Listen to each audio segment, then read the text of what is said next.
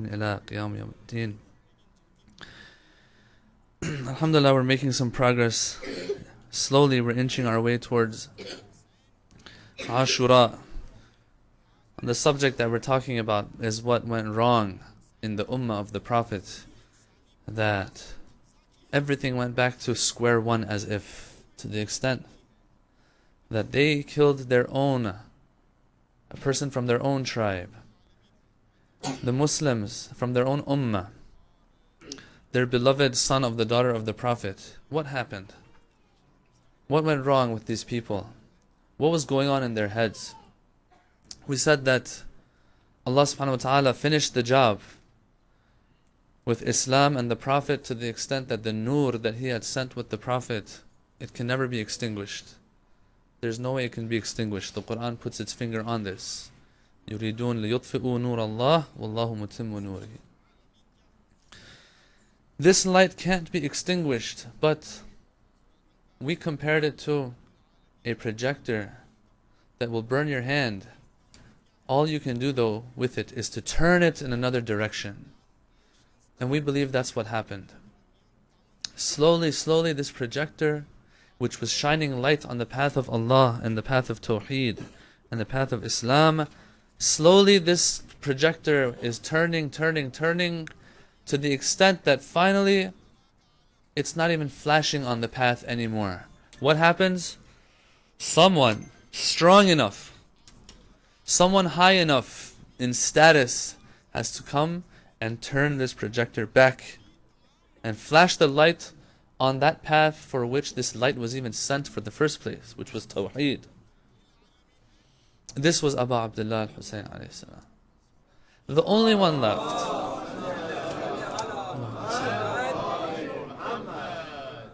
And inshallah in the future I'll talk about this more.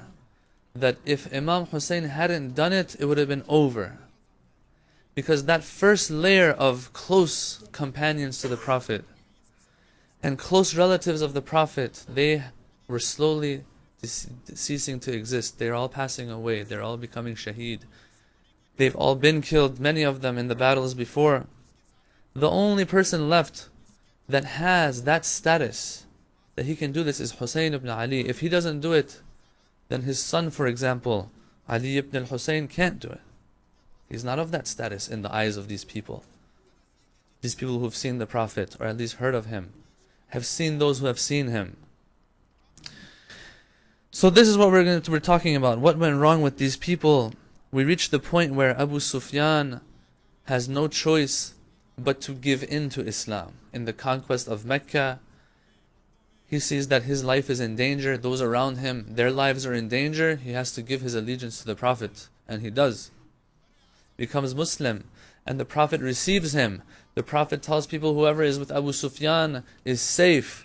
The Prophet gives him big sums of money as mu'allafatul qulub, ta'liful qulub, to bring hearts together and bring hearts closer. The Quran even talks about this concept of mu'allafatul qulub as one of the things that you can spend zakat money on. Even the ruler of the Muslim ummah can spend this money, this zakat, for ta'liful qulub, to bring hearts of certain people closer. He did all of that for Abu Sufyan. Abu Sufyan, we said, this staunch enemy of Allah and the Prophet up to the conquest of Mecca, the Shia believes, because the Shia looks at things a little bit more, tries to put things in perspective. Shia says that the Shia school believes that just because the conquest of Mecca happened and the Prophet did all of this, it doesn't mean that those grudges and hatred that was there before this all of a sudden ceases to exist. All of a sudden, just because some people become Muslim and they say their shahadatain, that the grudges in their hearts are all gone now. There are other examples of this we'll get to inshallah in future nights. Of how just because someone becomes a companion of the Prophet, and that, mind you, forcefully, doesn't mean that all of a sudden this person will change completely and will fall in love with that person that he hated. And the evidence and proof for this is out there, mostly in sources of the other schools of thought. And I have to take this opportunity right here to talk about this a little bit, that Most of our history, brothers and sisters, lots of it, comes from Sunni sources. Lots of it. It's not like fiqh and jurisprudence where we have the Shia school and then we have the Sunni school which has 4 schools within it, the Hanafis, the Malikis and so on. It's not like that where you have a nice border between them. This is our fiqh, this is their fiqh. When it comes to history, it's different because the sources that are recording, lots of times you will see that they are of the other schools of thought. So many of the things that we are mentioning here is coming from those sources.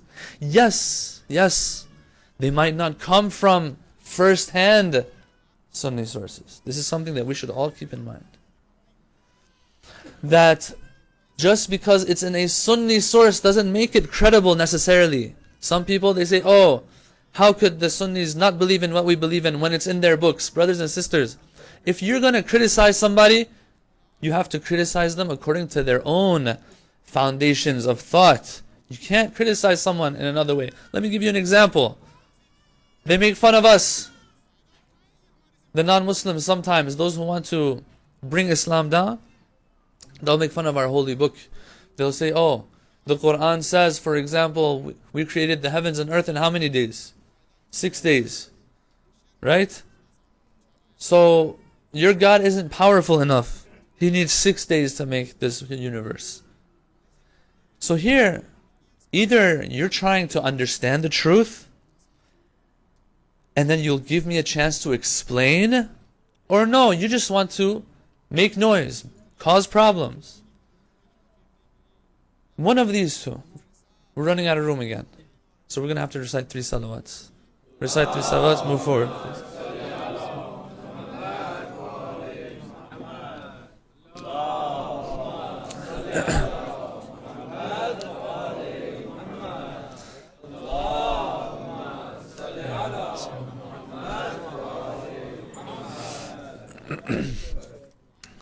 Back in parentheses, let me just say this in parentheses. Back when we were growing up in Qom, we would go to these very nice majalis and stuff, and we would go early to get that spot so that we're comfortable. But they would make us get up and move forward anyway, right? Okay. So, if you're going to criticize, if you're after the truth, or if you're after dialogue at least, you have to criticize according to what others believe in. I'll give you another example. Unfortunately, us Muslims make the same mistake. For example, in the holy book, in the holy Bible, you have that Prophet Yaqub wrestled with God. So right here, someone who studied theology will say, oh, this doesn't make sense. Your book is flawed. Why? Because it says Yaqub alayhi salam wrestled with God. They'll tell you we have an interpretation for this. We have a tafsir for this. Please hear us out. It's not that easy. Same thing when it comes to the interpretation I'm not going to get into. Same thing when it comes to intra-faith dialogue and between Shia and Sunnah.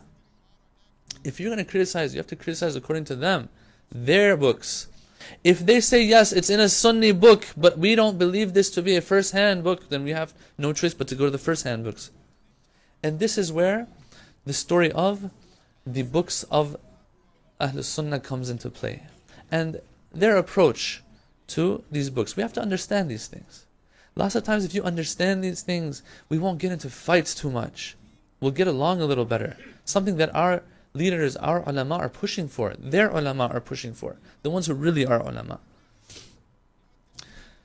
When it comes to their books, brothers and sisters, there's an approach that you won't find in the Shia school. And we're going to need this as we go on in the course of these nights. Right? Inshallah, I'm trying to get substance across to us. Trying to educate us, myself. When you do research, you're also educating yourself. So that we have to make that shift, brothers and sisters. We got to move up to the next level of education and understanding. Alhamdulillah, throughout these decades and throughout these centuries, the emotions have built up and are strong enough. No one can get rid of Ashura anymore. Because the tears that are shed, the emotions that are stirred, they guarantee. That's why the Ahlul Bayt put their finger on crying, weeping. When that happens, there's an explosion within. You can't fight it anymore. Alhamdulillah. So now we have to add, when it comes to ilm. When it comes to the books, brothers and sisters, we have the concept of أصح كتاب بعد كتاب الله with our Sunni brothers and sisters. What does that mean? That means the most accurate book after the book of Allah, which is the Quran, which is what? Sahih al-Bukhari. And then after that you have Sahih al-Muslim. These two books are very, very first hand. Yes, you have the other Sihah and Masanid as well, but they don't get close to these two books. And the main problem we have is here. Brothers and sisters, if it was true that these two books are to be taken in this manner, and almost every hadith in them is to be accepted, then the Sunni brothers and sisters, they know what they're doing actually, because they're going by exactly what's in these books. But the Shia school doesn't believe in this. The Shia school, when it comes to their own books even, doesn't believe in this approach. And it's interesting, when you watch debates, when you watch the other schools of thought criticizing us and presenting their critique on our theology, on our understanding and teachings, you will find them bringing hadith after hadith in our books and saying, see this hadith in this book, see this hadith in that book. But we say, it doesn't matter if it's in our books, we have to break it down. This shows that their understanding of books, what's your best book? Al-Kafi. Alright, we're going to go to that book and find some hadith against you. It doesn't matter if you do, because our approach isn't that we have a book that we will take it in its entirety. We don't look at it like that. Let me tell you a story. Let me tell you a story. Recite salawat, please.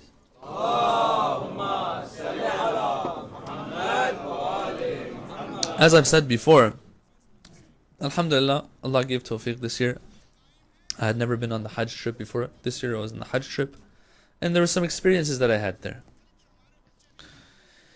I sat down with one of these guardians, so to speak, of the Baqi', these guards that make sure that no one commits shirk. It's alright if there's bloodshed all across the globe. It's okay if your masters are, their hands are in the hands of the tyrant superpowers of today. It's alright. But God forbid if a grave is visited. So I was standing there. I couldn't leave Baqi, and I was there till the doors were closing. One of them, they started kicking everybody out, and I said, I want to talk to you. I can't do this anymore. I got to talk to you. I noticed that one of them is a little bit, a little more moderate. And when I say moderate, it means he's not screaming and shouting at people. That's what I mean by moderate. And he smiles. There were some there that, no comment. Anyway, let's move on. So we sat down for an hour and a half, 2 hours talking. He didn't know I was from Qom. It was funny, because there were some Iranians there that were debating with him. He spoke Farsi, by the way. He wasn't Iranian, but he spoke Farsi. I didn't let him know where I'm from. And of course I wasn't dressed like this either. And he says, they're talking to him, these Iranian pilgrims, they're talking to him. And they're telling him about Ghadir Khum. That the Prophet took Imam Ali's hand, this, that. And he's just shaking his head. And he said, after they were done, he said, this is not hadith of Ghadir Khum. This is hadith of Ghadir Qum. In other words, this is what Qum is telling you. Okay, so you can tell that they don't like Qum. So I sat down with him. Long story short, maybe I'll make more references to other parts of the debates that we had. But there was one part that was interesting. He said, wait a minute, let me go bring a book from inside to show you what you believe in. So he went in, he got a book, he came out. What is the book? It says, ماذا يقول علماء الشيعة. What do the ulama of the Shia say? The scholars of the Shia say. Nice glossy pages, like 100 pages. They had taken pictures of every one of our books, and then a picture of a page of that book, and highlighted a hadith. So he showed it to me. I looked at it. I was like, wow, this is not mainstream stuff that he's showing me. And he's trying to find fault in our madhab because of these. So I started having fun, actually. I was like, I would close my eyes. I would open a part of it. I was like, yeah, we don't believe in this. We don't believe in that. And slowly, he was like, what are you talking about? It's in your hadith books. I said, I know it's in our hadith books. But our muhaqqiqeen, our great ulama right now, they don't believe in these things. They prove that this, we don't believe in it. These hadith that are about this concept, They say 90% of them are from one narrator, and you yourself and they all believe that this narrator had problems. You're finding fault through our books. I'm telling you, don't go to our books like that. We don't approach our books like that. One by one. There was just one hadith that I said, I'm sorry, we believe in this. I opened it up, it said, Man zar al-Husayn ka man zar Allah. I said, yes, this, I'm sorry, we believe in this all the way. And of course, to fix things up, I said, it says, ka man zar Allah. Whoever visits Husayn alayhi salam is as if he has visited Allah. So don't tell me we believe that he is deity or whatever. But yes, that's how great he is, and we believe in that. No compromise there, my friend. And inshallah, Allah gives us the tawfiq to visit Imam Hussein. But this is the approach that they have. This is how they are raised. That look, if it's in these two books, you take it. And if it's not in these two books, you can be skeptical of it. Let me give you an example. I want to get on your nerves tonight. But before that, brother Mazhar, should we, Bismillah, if you have an announcement, Bismillah. Recite salawat, brothers.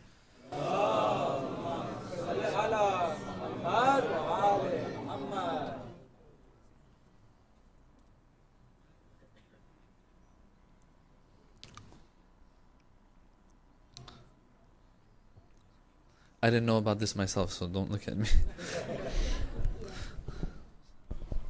But Aga, they knew it, so they knew about it. It happens every year. Brothers and sisters, Assalamu alaikum. Maulana, thank you very much for the time. Maulana shared a very interesting topic with us. He's sharing a very interesting topic with us. He started by phrasing what went wrong. And I love it when an alim kind of comes out and just says, this is the essence of my conversation. Kind of puts you in the right framework. I'm going to tell you the exact opposite. What's going right? What's going right is you're coming to this center and you have a place to come. And as you start thinking about that, you start to think about how many volunteers it takes to make a program like this run. And this is just the 10 days that you're seeing. There are so many other programs that we're doing. And so with those programs, it requires your participation. There are so many of you that volunteer your time. I'm always humbled when I come across and I see something picked up. Somebody takes the trash. Somebody comes to Sunday school, takes care of a class. Somebody says, you know what, over there we're going to take care of that basketball goal. We're just going to take care of it, and you don't need to worry about it. Alhamdulillah. Those are things that make my heart melt when I see that. But then there's that other side of the equation. That's the financial side. We still have to pay the bills. We still have electricity bills. We still have to take care of the cleaning and the dumpster and all the fun stuff. And as we start to add those numbers up, this year, like last year, we're looking at our invoices and we're making sure, are we getting the best deal? And if we're not getting the best deal, how do we get there? What do we need to do to trim 5% off, 10% off our expenses? Because again, this is Imam's money. It's not our money. It's our responsibility, if we wanted to be in the elected offices, to make sure that we're stewards of that fund. So we're making sure that when we do this, we make sure that we're spending appropriately. Now, I know in the past years, we've always looked at a target of about 70,000 during Muharram. But alhamdulillah, as you can tell, this crowd is a lot larger. You know that there's a lot more need out there. Today, given what we saw yesterday, we set out some area yesterday outside. Right now, there are about 30 to 40 people outside sitting there. And as these numbers continue to increase, you know exactly what's going to happen. And we're going to have to start talking big picture things as well. But I don't want to take too much of your time. I've done a little bit different this year for fundraising. I'm going to kind of close my eyes. I'm not going to stand here and say, hey, who wants to do 5,000? Who wants to do 10,000? Who's going to do 100,000? So we can wrap this up. I printed a page on this book here. Again, I'm trying something completely different. Never done this in the past, so I'm hoping the outcome is positive. Just write your name down on the first page you have. Put down the amount that you're going to donate, your contact information. If you're going to do it by credit card, I have the reader with me. If you want us to contact you, just put your telephone number on here and just let us know how much. I kind of bragged and I told the Urdu side that we're going to do 40,000 on this side, and we're just getting it done tonight. That's it. The importance of that is so I don't have to stand in front of you on the night of the 9th, stop everything, and then tell you, hey guys, we didn't reach. So let's just make sure that we take care of it and we're done. If we can do it the first time, alhamdulillah, this will be the best blessing we have. We don't have to talk about it again.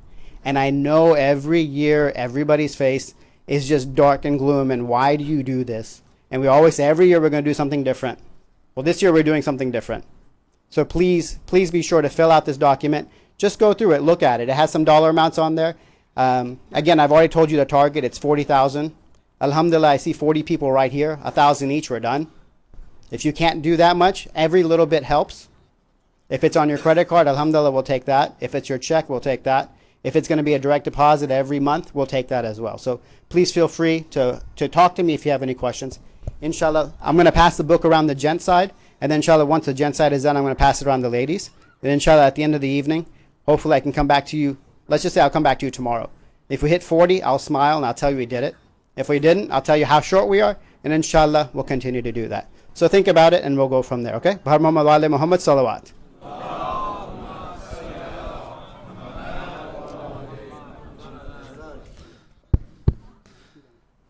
Yes, thank you, Brother Mazhar. You got to do what you got to do, I guess. And may Allah bless you for taking up this responsibility. As I don't know if you'll get jumped after this, I don't know. May Allah protect you. Sallu. One book here and I'm going to take one book in the back and we'll go from there, okay? Inshallah. Continue to fill out the page and just pass it on. Sallu ala Muhammad wa ala Muhammad.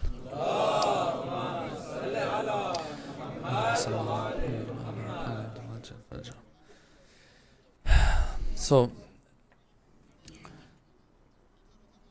as I said, if in these two books there is something mentioned, they'll take it. If it's not mentioned, even if it's mentioned in other books, it's going to be harder to convince them that this actually exists, this actually happened. So when you hear people going around and saying, "Oh, what's wrong? What's the problem in your hearts? That even in your own books things are there, but you don't accept it." Brothers and sisters, we have to be a little bit more understanding. Lots of these people, they're innocent. They don't know what's going on. They've been raised like this. It's not their fault. The same way they should see us like that it's not our fault that we're not believing in what they do. This is how dialogue happens. And it's interesting how when there's the less the level of knowledge, the more fighting, the more disagreement and arguing and all that. Nothing productive. When you have two ulama come together, alhamdulillah, you see that fruits are they bear for these arguments, these discussions and debates, they bear fruit. Anyway, let me give you an example. An example that we are all very, very, sensitive about. It's touchy. Ghadir Khum. A concept and story that Allama Amini spent 40 years of his life. The great Allama Al-Amini, recited salawat for his soul. Allahumma salli ala Muhammad wa ala Muhammad. 40 years of his life to compose 11 volumes just to prove Ghadir happened. And what meant by Mawla was this and not that. Going through poetry and poetry, because brothers and sisters, I said it last night too, the importance of poetry. Poetry is a document. To prove that Mawla means what it means, he goes through history, first century, second century, third century, all the way down of poets and poetry that was recited for Ghadir by people, Arabs of that time, to show that their understanding of Ghadir was what we believe in today. 40 years he went to different libraries across the Muslim empire and put together this book. But anyway, you bring all of this evidence forward, still there are many who are skeptical. Why? Because Bukhari has no mention of it from as far as I've done research. I've done a lot of listening here and there to different sheikhs. Nothing. And Sahih Muslim says that the Prophet stopped in a place by the name of Khum and he said some nice things. He did some maw'idha. He preached the people and stuff like that. And yes, he did say, "Udhakkirukumullah fi ahli bayti" 3 times. Remember my Ahl al-Bayt. He said that 3 times and that's about it. You don't find anything else in there. He might have said a few of those lines that we have, but he didn't say "Man kuntum ala" according to some. And even if he did, they reinterpret it so another way. Alright, so now, when you don't have it in these 2 books the way we have it, even if you find it in many other books, they're skeptical. That's how they've been raised and taught. The same way we've been raised and taught in certain ways. So this is that approach when it comes to the books. I don't want to sound academic here. This was something that we had to mention. That's one problem that we have when it comes to our differences. Another problem, I covered it last night, and that is adalat al-sahaba. And this also, we're still recapping from last night. Adalat al-sahaba means that if you're a sahabi, if you're a companion of the Prophet, you're good to go. No one can question you in what you do. To the extent that even if two sahabis are fighting each other and thousands are killed and bloodshed all over, still can't question. And when you ask, okay, who was on the true side? Ali ibn Abi Talib, for example, or Muawiyah, because they believe in the adalat al-sahaba, and they have their reasons for it, and we have also criticized those. They have their reasons, we have counter reasoning for that, all of that. Because of this principle, they will tell you Ali was closer to the truth, Muawiyah was farther from the truth, and none were on the truth. Who was on the true side? They will tell you al-mu'tazilin an al-harb, those who stayed away from fighting altogether, because they avoided bloodshed, they avoided civil strife and civil war. You see, this principle, we have to understand how solid it is in their school of thought. And then through that, we try to go through Ashura, try to show that there are some flaws. Through Saqifa, show that there are some problems. At least, we try our best. But at the end of the day, brothers and sisters, remember this and keep this. That there are some hadith that say, not everyone deserves to be a Shia. To the extent that some ulama have said, don't even try. Not that I believe in that, but I'm just saying that this view is out there. So this is how far we got.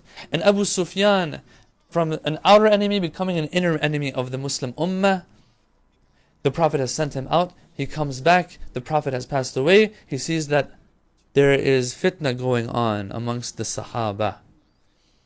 And he goes straight to Ali ibn Abi Talib, he says, I want to give bay'ah to you. Ali ibn Abi Talib says, I know what you're trying to do. You're trying to cause disunity, go away. This is where we left off last night. There are two quotes here that I will read for you. Of course, once again, as I said, it's in the other books. It's in the books of our Sunni brothers and sisters. But is it first hand or not? Or do they believe it or not? That's another story. Number one, Abu Sufyan. When Uthman became Khalifa, Abu Sufyan was still alive. He had 90-something years when he died. He was 90-something years old. When Uthman takes over, Uthman is Bani Umayyah all the way. He's from the family of Bani Umayyah. Abu Sufyan is blind. And they come together, and they say, Abu Sufyan, he says, he's blind, he doesn't see what's going on. He says, in this gathering, is there anyone, any strangers in this gathering or not? They say no. In other words, is there anyone other than Bani Umayyah here or not? They say no. What does he say? He says, this khilafah, now that it has reached you, Bani Umayyah, make sure it doesn't leave. We never thought this would happen. We were tulaqa. We were the freed ones, the ones who were the lowest. But look, they put the khilafah in our hands. Thank you. Now that it's in your hands, pass this khilafah to each other like a ball. Don't let the enemy get it back. This is one story, Abu Sufyan. And they say, story number two, he says, take me to the grave of Hamza, Sayyid al-Shuhada alayhi salam. He goes there and look at how Abu Sufyan is looking at this whole story of Islam. He says to Hamza, Sayyid al-Shuhada, he says, that thing that me and you were fighting for years ago, now is in the hands of our children. That's interesting. That Abu Sufyan sees Islam and the Prophet and all of that stuff that happened. He's 90 years old now. He sees it still as tribalism and tribal wars and all that. And a fight over power. Hamza, you wanted power for Bani Hashim? Bani Umayyah has the power. And na'udhu billah. They say that he kicks the grave of Hamza, Abu Sufyan. So this is what a Bani Umayyah looks like. So we're taking it from here and moving on now. Alright. First seed, the first step towards this tree of Bani Umayyah, if you remember, we likened it to a tree that we want to grow. A tree that grows strong, we're going to call this tree Bani Umayyah. How did this tree grow? We said the first seed, luckily, it was luck. No skill here. A seed was planted for Bani Umayyah, and that was in Saqifa.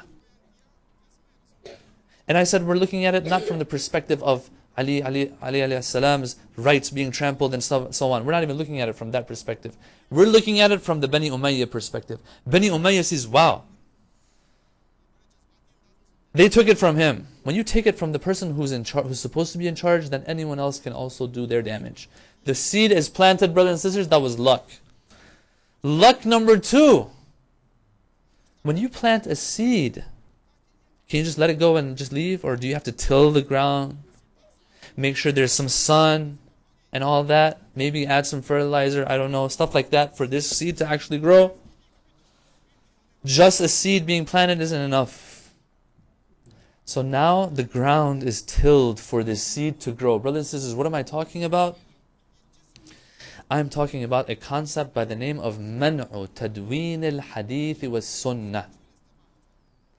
The prohibition of recording the hadith of the Prophet and the sunnah and practices of the Prophet. Oh my God. A Prophet who came with a religion that started with which surah? Surah Al-Alaq. Iqra, it says. Read. And it goes on to say, Allama bil qalam. Allah taught with the pen. It's talking about pen, reading, literacy, ilm, knowledge, all of these things. All of a sudden, after the Prophet passes away, and the seed is planted for Bani Umayyah, the grounds are also made ready for this seed to grow. How? They say, keep all of the Prophet's sayings away from Islam and the Muslimin. For 95 something years, it was prohibited to relate the hadith of the Prophet. Why? People are becoming Muslim in huge groups. The Quran even talks about that. Afwaja, in huge groups. They want to know about their Prophet. They want to know what their Prophet said, what his character was, all of that. No. The Prophet's hadith should not be mentioned. And the Prophet's doings even, and his sunnah shouldn't be related. Everything prohibited, all of a sudden. Of course here, once again, brothers and sisters, we have to be a little analytical. We have to use our common sense a little bit, we feel. Why? Why are you going to prohibit it? Well, they will tell you, it's in the books, and I think it's in one of these 2 Sahihain that I talked about, that a companion by the name of Abu Sa'id al-Khudri, he's with the Prophet. The Prophet says, لا تكتبوا عني شيئا سوى القرآن. I don't want you to write anything that comes out of my mouth except the Quran. And if you have written it, فَلْيَمْحُهُ. You should get rid of it and destroy it. This hadith is there. So because of, once again, I'm showing you this approach. There's a hadith, so it must have been there. We don't even care about whether it makes sense or not. Whether this deen was a deen. Let's not even talk about Islam. Any deen that wants to survive has to be written. Things have to be written and related and transmitted. No. The Prophet said this. And of course our ulama, and I'll say something that's interesting after this, our ulama say there's a context to this hadith even if it's true. Because when the Prophet would receive revelation and he would recite the verses, he would explain these verses also. He would add words in between them explaining, but he would determine which of these words is Quran. Our ulama say that these verses, when they were revealed and the Prophet is saying this, when the people will write it, the Prophet is telling them, listen, don't write everything I say when the Quran is revealed as Quran. Don't take it as Quran. Some of it is my own explanation. I don't want you to write those down, for example, so that they don't get mixed up with the Quran. This is the context. And if you have written it, make sure you erase it so that the Quran stays preserved. This is what our ulama say.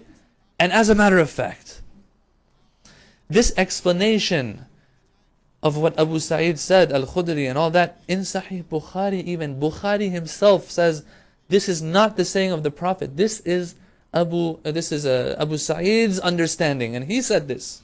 It's interesting. So if we don't have a hadith for it, or if we have one hadith, let's just say the hadith is perfectly credible and authentic, and it means what it means. Still, brothers and sisters, one hadith is going to stand in the way of something this great. We have a concept in the Hawza, and it goes like this, that if there's a common practice amongst the people, if the imams or the Prophet is going to get in the way of that, they have to say it again and again and again and again until they make sure that this comes out of the people's practice. This culture is gone. For example, we have the concept of qiyas. Abu Hanifa would do it all the time in his fiqh, in his jurisprudence, and Imam Sadiq would scold him for it. He would scold him for it and say, this is not how the Prophet would do it. Jurisprudence and Islamic law, this is not how you derive it. But man is inclined towards this method of qiyas. You say this is like that, so the ruling of that also applies to this. Right? Generalizing. Where do we do that? That's why the Ahlul Bayt again and again and again and again have said, don't do qiyas, don't do qiyas. 50 million times they've said it to make sure that the people don't do it. Out of these 50 million, let's say 50 cases of them have been recorded in our books. But that's 50 cases. If the Prophet's going to come and say, don't write anything, he has to say it 1,000,000 times. You can't just find one hadith. And then there are other hadiths, also in their sources, but not firsthand, unfortunately, that the Prophet, or they don't see it as authentic, that the Prophet said, write everything that comes out of this mouth, because only haqq comes out of this mouth. Okay, so now this seed has been planted. They get in the way of all of the Prophet's hadiths. Why do you think? The Shia here doesn't have to put too much brain power into this, no, to understand what's going on. If we have a problem with what happened before, and we're critical of Saqifa, then it makes perfect sense why there's a prohibition of recording hadiths and narrations of the Prophet, because in these hadith, 1 out of every 5 you're going to find about the Ahlul Bayt. 1 out of 5 you're going to find about Imam Ali alayhi salam. There are some hadiths even that are interesting about Imam Ali that we don't really relate that much in our sources, that Ahlul Sunnah have. It's so interesting sometimes. Alright, so why? Let's ask you, those who are prohibiting the recording of hadith, why is it that you're prohibiting these hadiths? Let me give you some examples of why. We have to understand why they say what they say, right? Number 1, Abu Bakr said, when you narrate hadiths, it will cause differences and ikhtilaf and schism amongst you. Okay, well, there's a way of narrating hadith so that this doesn't happen, isn't there? Let's move on. When Umar was bidding farewell one of his governors, someone he was sending out to go somewhere to Iraq, he says to him something interesting. He says, you're going to a place of a people that they are Ahlul Quran. They are a people of Quran. They love the Quran so much. Don't narrate hadith for them. Just leave it with the Quran. What does that remind us of? When the Prophet was passing away, and he said, bring me something so that I write something for you, so that you never are misguided after me. They said, no, the Quran is enough for us. If the Quran is enough, the Shia says, then you're not Ahlul Sunnah, because Sunnah means the Sunnah of the Prophet. You're saying we want to stick to the Quran. But when the Prophet wants to say something, do you want me to share with you what this Wahhabi told me about this hadith? Huh? He said that those people who were around the Prophet, when he said, give me something so that I write so you're never misguided, it's because those who said, no, don't bring it, the reason was because the Prophet was in pain. He was in pain, and they were saying, no, if you bring something for him to write, or ask someone else to write, then that's going to be, too much pressure on the Prophet. He's in pain already. Don't put him in more pain. We already know what he wants to write. And right there I asked this Wahhabi Sheikh, I was like, okay, what did they know that he was going to write? He said, how did they know? He said, because he had said what he wanted to write before. I said, oh really? Cool. Alright, let's see, what did he say? And he said that the prophets had said, يَأْبَى اللَّهُ وَالْمُؤْمِنُونَ إِلَّا أَبَا بَكْرٍ.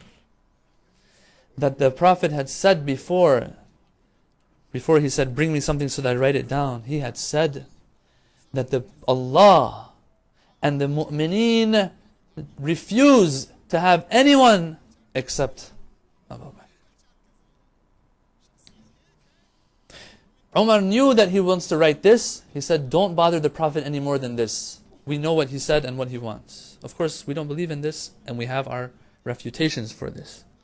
Going back to why they are prohibiting hadith. Alright, other stories. During Umar's time, it's interesting. He made sure that the Sahaba, the great Sahaba of the Prophet, stay within Medina. No one's allowed to go out. No one's allowed to go out anywhere. Sahaba, stay with us. Why? There's a hadith that are narrated, and we know which ones are authentic and which ones are not. What does the Shia believe when a Shia, when he hears this? What do they think? It's very simple for us, but we're going to conclude.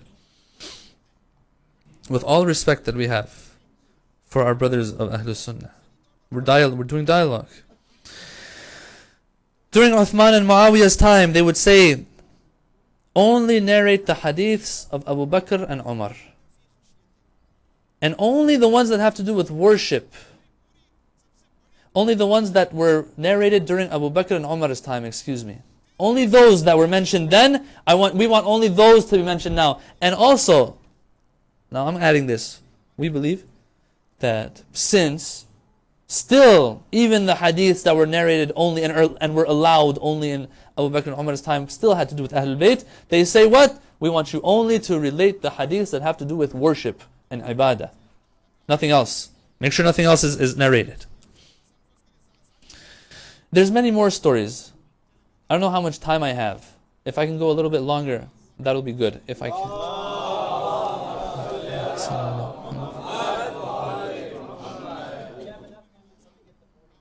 Oh, we have a lot of time, brother.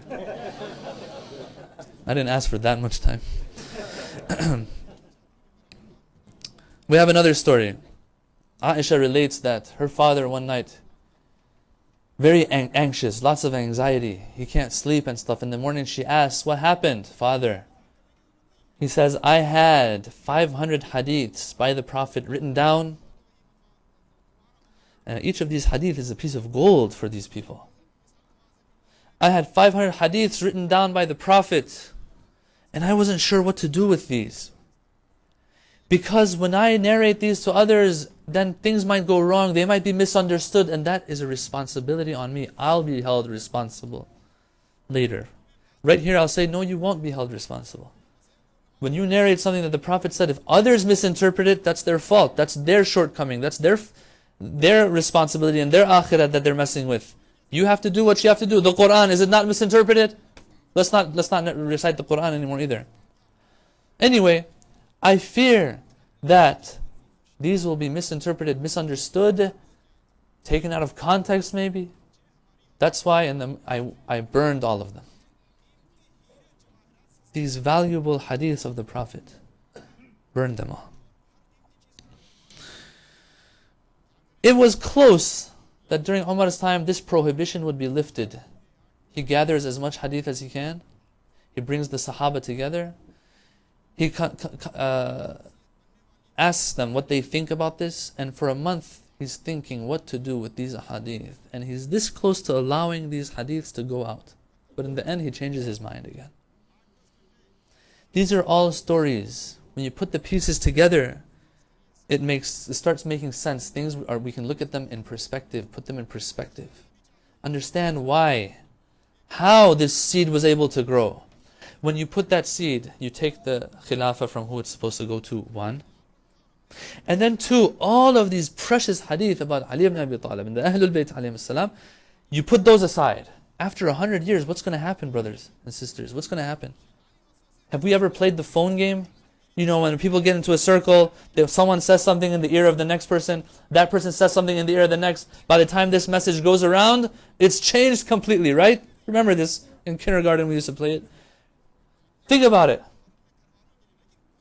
Not only is this happening because they're narrating hadith, but 100 years have to pass, and then you start narrating hadith. How much more can things go wrong?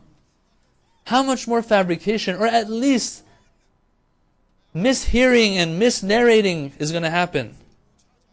So the people aren't as aware as they should be of the status of the Ahlul Bayt. And then let's not even talk about how easy it will be to make up hadiths. Make up hadiths about the Prophet and about others when this prohibition is lifted. Or even before this prohibition is lifted, but those who are in power and want to fabricate hadiths. And that's why when you look into certain hadith in certain books, you will see that the Prophet is brought down, sometimes you feel is lower than normal people of his time. And this is where the Shia fights for the rights of the Prophet. Stories that they narrate of the Prophet that, oh my God, well, the Prophet, if he's like this, then of course he doesn't understand who is supposed to take his place after. You get what I'm getting at here? Of course a Prophet who could care less about the issues of the people, that when he comes and they ask him about, can you bless our palm trees and our orchards of palm trees and stuff, he tells them what to do, and that year they lose all their fruit. And they come to the Prophet, they said, you told us to do things like this, but we lost everything. He says, I don't know, you guys know better what to do with your dunya, go do whatever you want. A person that's like this, of course he's not going to understand who is to take his place. Of course it'll be easy at least for some to digest. That when even if he does talk about Ahlul Bayt, he's saying it as a normal person. Even if he said, Man kuntu mawlah, and that means that Ali ibn Abi Talib is to take his place, what's going to happen? They'll say, oh, he's a person who had a view. I want you to pay attention here. He's a person who had a view, and there are others of the Sahaba who had other views. Like a democracy type thing. The Prophet has a view, and others had a view as well. It'll at least be easy to digest this. Once again, you see the light projector, instead of turning it off, Ghadir was one of those light projectors. Instead of turning it off, what do? You just easily turn it the other way. Now it's flashing somewhere else. Man kuntum Allah, I love Ali ibn Abi Talib so much. That's what it means. Don't bother Ali ibn Abi Talib. This, that. They're not going to say, oh, it doesn't exist. But they'll say, this is what was meant by it. Easily change it. They did the same thing with Islam. Imam Hussein had to do what he had to do. I'll end with this story, where there's a person by the name of Mughayra. His father used to hang out with Muawiyah a lot. Once he sees that his father is very disturbed and upset. What happened, father? He says, I was with Muawiyah. I just got back from Muawiyah. And I told him, now that you have taken over and you're in power, please be a little more kind to the Bani Hashim. Bani Umayyah is in power now. Be more kind to them. It's not like, it's bad to be good to the Bani Hashim. It's not. At the end of the day, they are the family of the Prophet. He says, Muawiyah got angry at me, and he said, Abu Bakr left us. Umar left us. Uthman left us. They're no longer here. But the name of this Hashemite, the Prophet, is being still mentioned 5 times a day. 5 times a day it's being mentioned. I will not give up until I make sure that this name is wiped out. The best way to do that is to capitalize on this prohibition of hadith, so that you can do whatever you want to do. Add whatever you feel is necessary to add. Brothers and sisters, this itself, there's books written on it. And it's awesome when you go and look into it, you're like, oh, that's why this seed was able to grow. We seek refuge in Allah.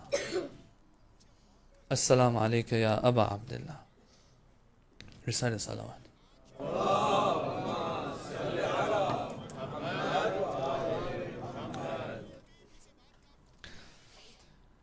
Tonight, inshallah, we're going to remember one loser and some winners. A loser that you won't find a second of. There's only one of these losers. And that is a person by the name of Ubaydullah bin Hur al-Ju'fi. Some of you might have heard this name before. Ubaydullah bin Hur al-Ju'fi, who is he? He's a person that was trying to stay away from Imam Hussein alayhi salam. He's trying to stay away from Imam Hussein. He has left Kufa. He knows Imam Hussein is coming to Kufa. He wants nothing to do with that. He doesn't want to either be on Hussein's side or against him, because he knows there's a punishment waiting for those who are against Imam Hussein and fight Imam Hussein. He's avoiding him as he's leaving Kufa, the different stations. But eventually the caravan of Hussein and him meet in one of these stations between Kufa and where Imam Hussein is coming from. And Imam Hussein, he sends somebody to this person to speak to him. Come on our side. You have a bad report card. You have many sins on your shoulder. Don't you want to erase these sins? He sends this messenger of Imam Hussein back. I don't want to talk. I don't want to do anything. Imam Hussein himself comes to the tent of Ubaydullah bin Hur. I mean, how much more do you want? What more do you want? That Hussein comes to your tent and he knocks on your door. Alhamdulillah, you can be sure that he's standing at the door of each of these majalis and he's greeting us as we come in to remember him. That's enough for us. We don't want more Hussein. You gave all you had. But Hussein goes in person to this mal'oon and tells him, join us, you have many sins. He says, no. How do you want me to forget my sin? How do you want me to wipe my sins out? He says, don't you want to help the son of the daughter of the Prophet?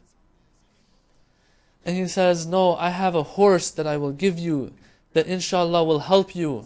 He says, Hussein says, I'm after gold. I'm after making gold. I'm after pinpointing those who I feel can and have a chance. Give everyone a chance so that they turn to gold through their sacrifice for me. You want to give me your horse? I'm not going to take the help of the mudillin, as the verse says. What a loser. What a loser. But then there are some that when Imam Hussein comes to Karbala, he says, this ha huna masari' ushaq and shuhada. This is the falling point. This is where ushaq will sleep. Ushaq comes from ishq. Ishq doesn't mean just fondness. It means a burning love, a burning passion. This word isn't used much by the Ahlul Bayt. Hussein says this is the place where ushaq will fall, shuhada will fall. There were some winners in Ashura that we wish we can be a fraction of.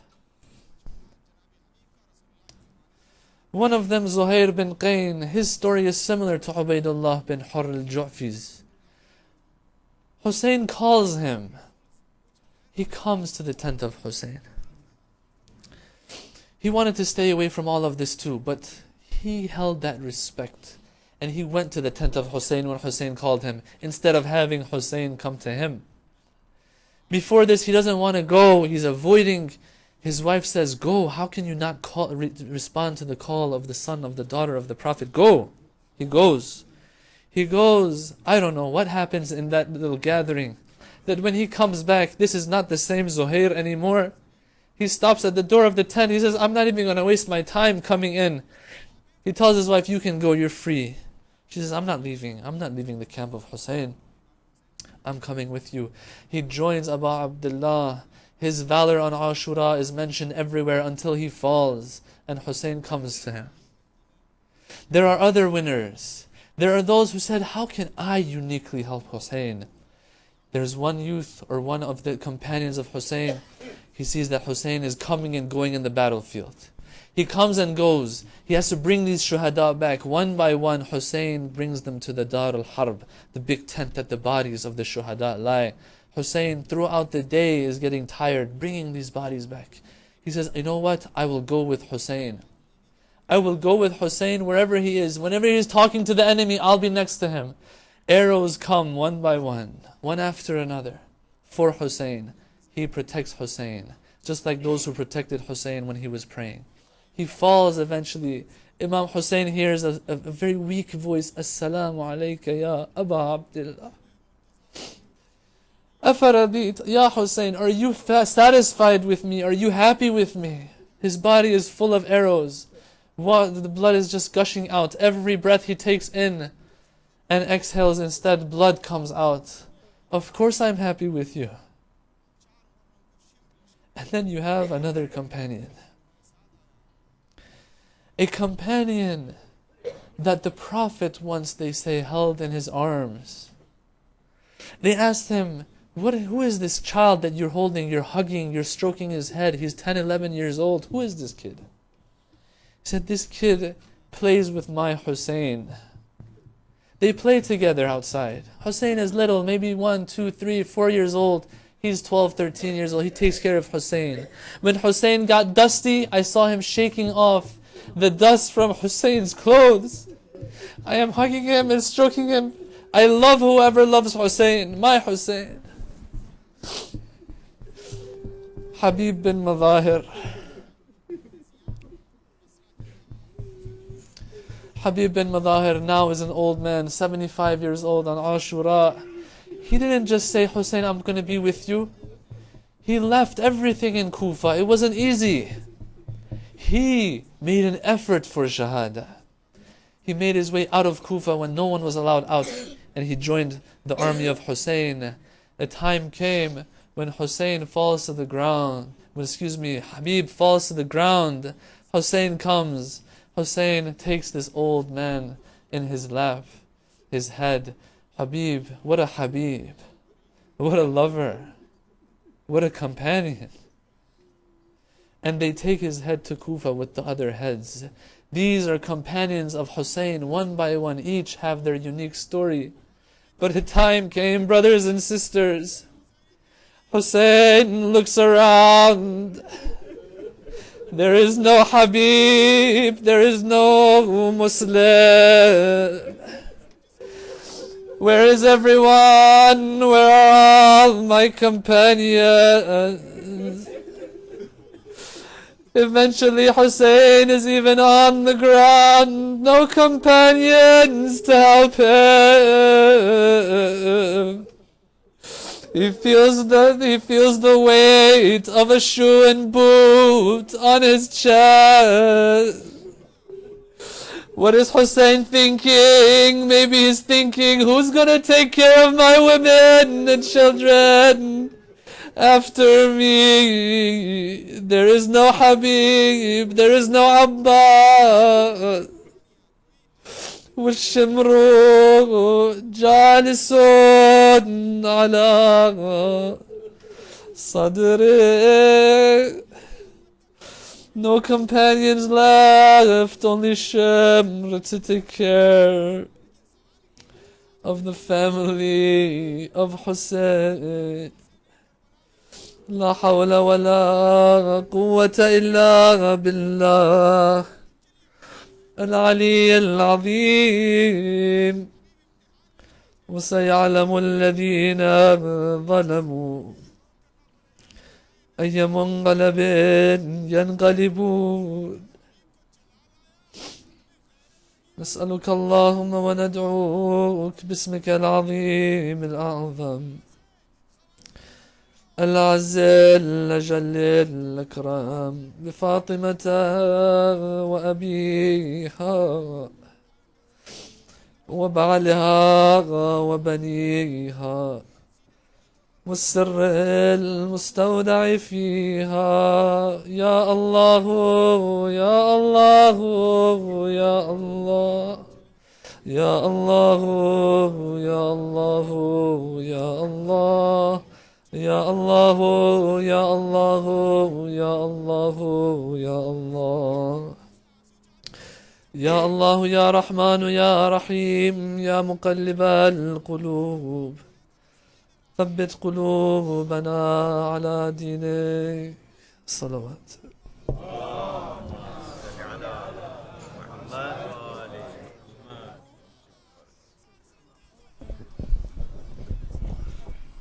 Brothers and sisters, inshallah, we'll continue with our program in Hall A with Matam. After the program, inshallah, we will have a question and answer session. Generally, the topic will be related to youth matters, but all are welcome to stay with us. Ya Hussein. Ya Hussein. Ya Hussein. Ya Hussein. Ya Hussein. Ya Hussein.